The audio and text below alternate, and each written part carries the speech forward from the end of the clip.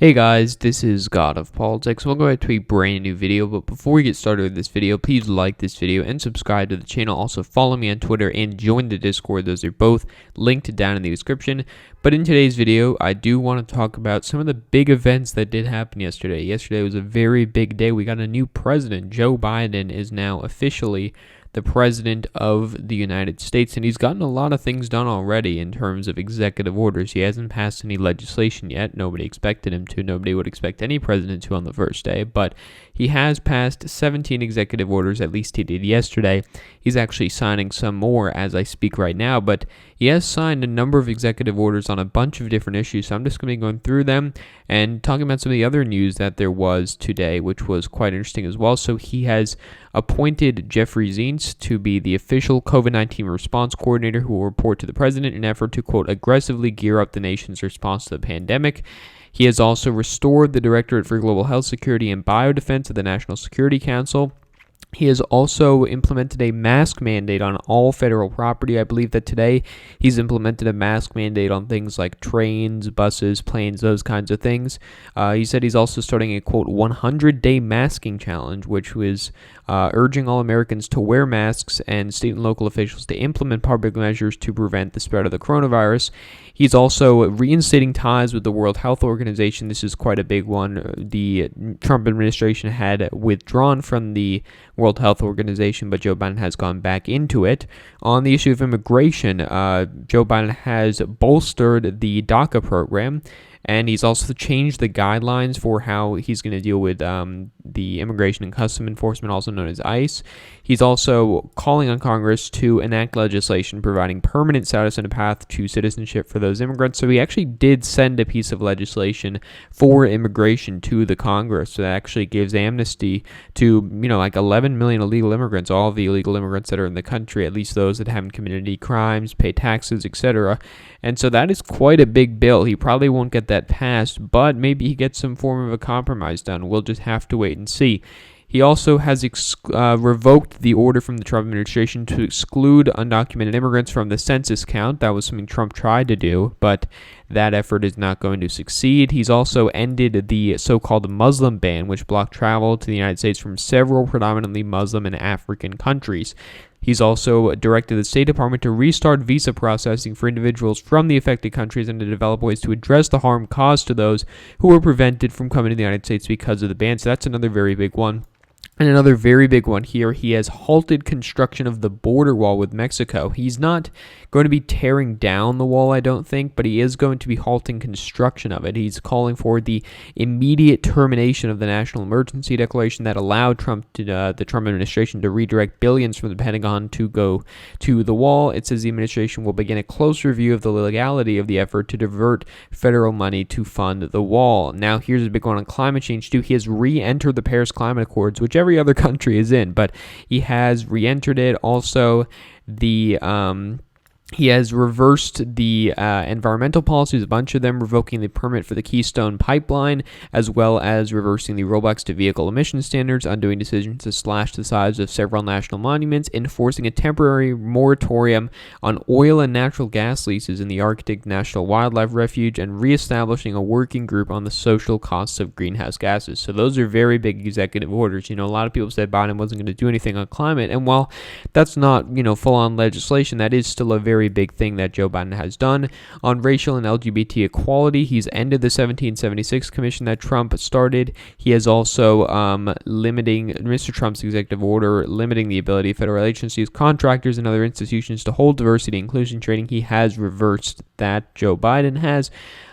He's also put Susan Rice as the leader of the robust interagency effort, requiring all federal agencies to make rooting out systemic racism central to their work. So that is another interesting proposal, another good proposal there. It's also starting a data working group, as well as the study of new methods to measure and assess federal equity and diversity efforts.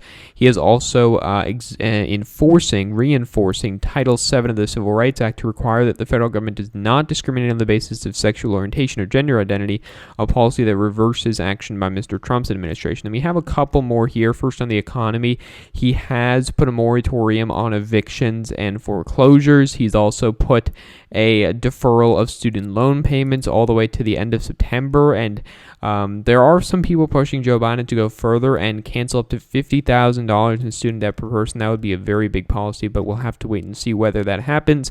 And then finally, on government accountability, the New York Times said he has established ethics rules for those who serve in his administration that aim to, quote, restore and maintain trust in the government. He's ordered all of his appointees in the executive branch to sign an ethics pledge. Finally, he has put a freeze on all new regulations put in place by Mr. Trump. He is also preventing so-called midnight regulations, policies pushed through by a lame duck president, unconstrained by electoral considerations.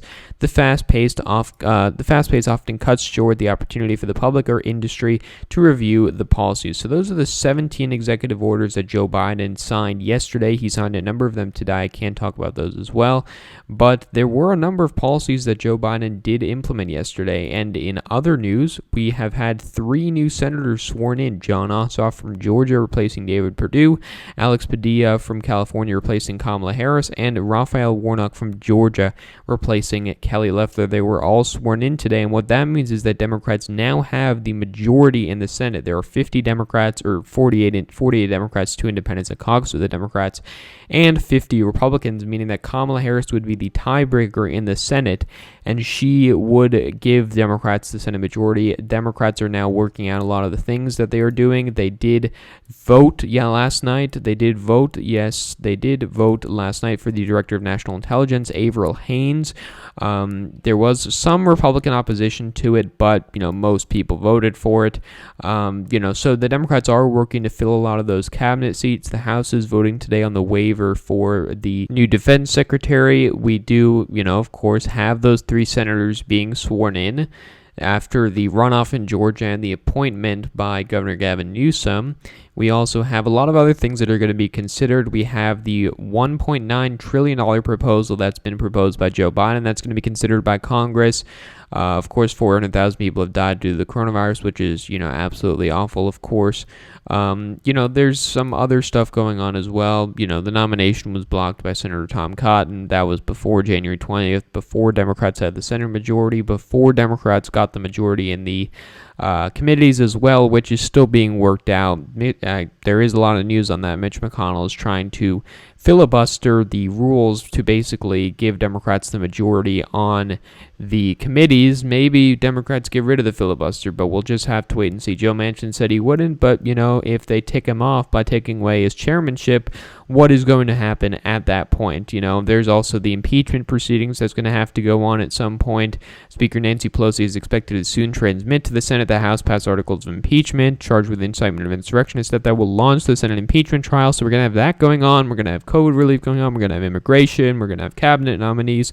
We're going to have a lot of stuff going on, and it's going to be a very, very busy time in Washington. But to start, I just did want to analyze a lot of the things that have happened on the first day. I did want to wait till everything kind of cooled out before I made a video, but that has happened now. But things are happening as we speak, and I will continue to cover them in upcoming and future videos. So thank you all for watching this video. Please like this video and subscribe to the channel. Also follow me on Twitter and join the Discord. Those are both linked down in the description. But again, guys, thank you all for watching this video, and I will see you guys later.